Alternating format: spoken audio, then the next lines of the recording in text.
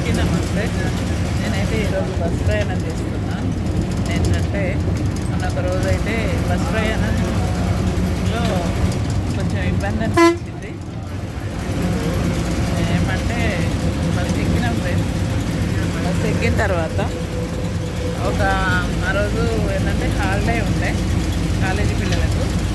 ఒక ఇంటర్ చదువుతుండో ఏమో అబ్బాయి మొత్తం వాంతి చేసుకున్నాడు ఫ్రెండ్స్. వాంతి చేసుకుంటే ఏమైందంటే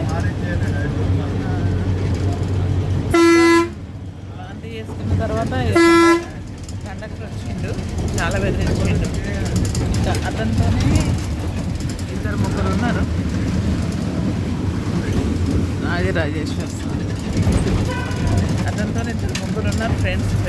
వాళ్ళు ఏంటంటే అప్పుడప్పుడు బ్రేక్ ఇస్తుంటారు కదా, అలా వస్తున్నారు అనమాట.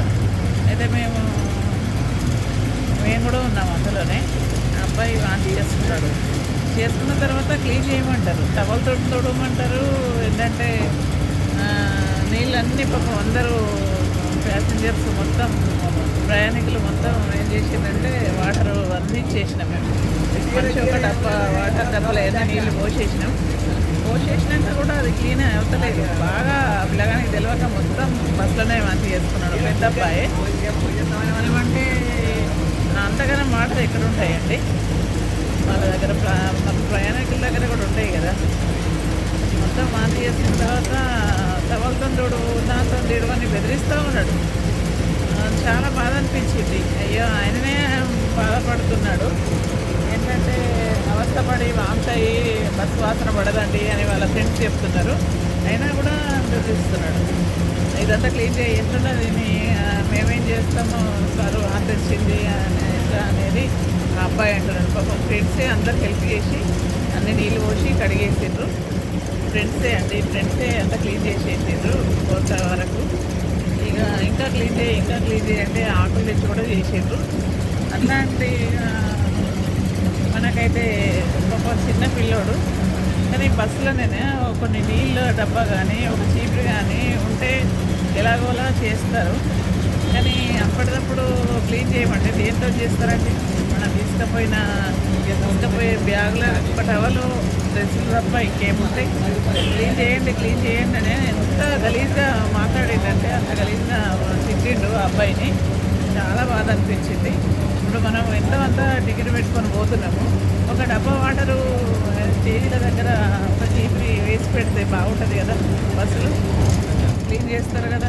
మన పిల్లలు కానీ ఇంకెవరు కానీ ఎవరికి వాళ్ళు ఏం చేసుకొని పెట్టుకుంటారు కదా. ఎంత బాధ అనిపించిందంటే అబ్బాయిని అయితే బెదిరిస్తున్నాడు. వాంతి ఎట్లా చేసుకున్నావు నువ్వు అనేసి బెదిరించిండు. వాంతి అనేది మనకు తెలిసి రాదు కదా. అట్లాంటప్పుడు అబ్బాయిని అయితే ఇక సిగ్గు కడుపు నొప్పితోని ఇబ్బంది పడుతున్నాడు. ఆ టైంలో చాలా బాధ అనిపించింది మాకు. ఏంటంటే ఈ ప్లేస్ ఉంటుంది కదా ఫ్రెండ్స్, చూడండి ఎంత చెత్త ఉంది. మొత్తం అంతా క్లీన్ లేదు, మన్ను లేదు, మొత్తం గలీజ్గా ఉంది. అంత క్లీన్ లేదు. ఇట్లా క్లీన్ ఉండాలి. ఇప్పుడు వర్షాకాలంలో కనీసం వాంతి మన పిల్లలు చేసుకున్నప్పుడు మనమే క్లీన్ చేసుకుంటాం. కాకపోతే ఏంటంటే నీళ్ళ డబ్బా కానీ 10 లీటర్లది కీప్ చేస్తే క్లీన్ చేస్తాం కదా. అలాంటి ఏర్పాట్లు జరిగితే బాగుండేమో అని నాకైతే అనిపించింది. మీరు ఏం చెప్తారో ఫ్రెండ్స్, మీరు ఏమైనా సలహా ఇచ్చారంటే చెప్పండి.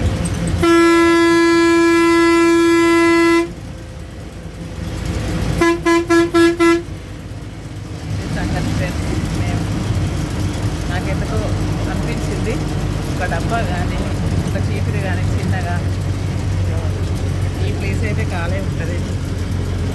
డ్రైవర్ వెనుక ఒక డబ్బా 10 లీటర్ల డబ్బా వాటర్ స్టేజీకి నింపి పెడితే చిన్నపిల్లలు ఉంటారు. ఏమైనా ఇబ్బందిగా ఏది అయినా కూడా మన పిల్లలు పాడు చేసినప్పుడు మనమే క్లీన్ చేస్తాం అని అయితే నాకు అనిపించింది. ఈ వీడియో నచ్చితే మీరు ఏ కామెంట్ పెడతారో కామెంట్ చేయండి. నాకైతే అనిపించింది, మనసులో బాధ అనిపించింది. అందరం బాధపడ్డాం ఆ రోజు. అంటే వాళ్ళు ఏం చేసి ఇది దేంతో క్లీన్ చేస్తారు అనేది ఇబ్బంది అనిపించింది. మీరైతే ఏమంటారో ఒకసారి మీకు మనసులో ఏమనిపిస్తే అది కామెంట్ చేయండి ఫ్రెండ్స్.